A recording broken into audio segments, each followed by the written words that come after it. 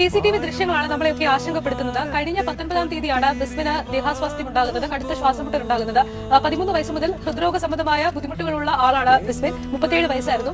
രാത്രി ബുദ്ധിമുട്ട് കൂടിയപ്പോൾ ബിസ്മിനെ ഭാര്യ ജാസ്മിനാണ് സ്കൂട്ടറിൽ ഇരുത്തി ആശുപത്രിയിൽ എത്തിക്കുന്നത്. വിളപ്പിൽശാല കുടുംബാരോഗ്യ കേന്ദ്രത്തിലാണ് എത്തിക്കുന്നത്. അതൊരു കമ്മ്യൂണിറ്റി ഹെൽത്ത് സെന്ററാണ്. അതായത് 24 മണിക്കൂറും ഡോക്ടറുടെ സേവനം ലഭ്യമാകുന്ന ആരോഗ്യ കേന്ദ്രം തന്നെയാണത്.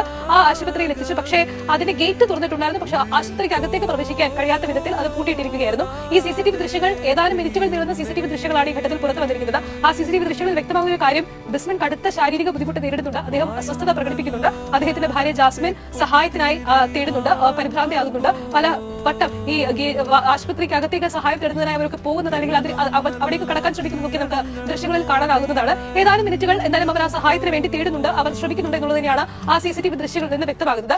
പിന്നീട് നമുക്ക് മനസ്സിലാകുന്നതനുസരിച്ച് ബിസ്മിന് ആശുപത്രിയിൽ വെച്ച് പ്രാഥമിക ചികിത്സ പോലും ലഭിച്ചില്ല എന്നുള്ളതാണ് പരാതിയായി വരുന്നത്. അതിൽ ഓക്സിജൻ സപ്പോർട്ട് അടക്കം നൽകാൻ തയ്യാറായില്ല എന്നുള്ള പരാതി കുടുംബം ഉന്നയിക്കുന്നുണ്ട്.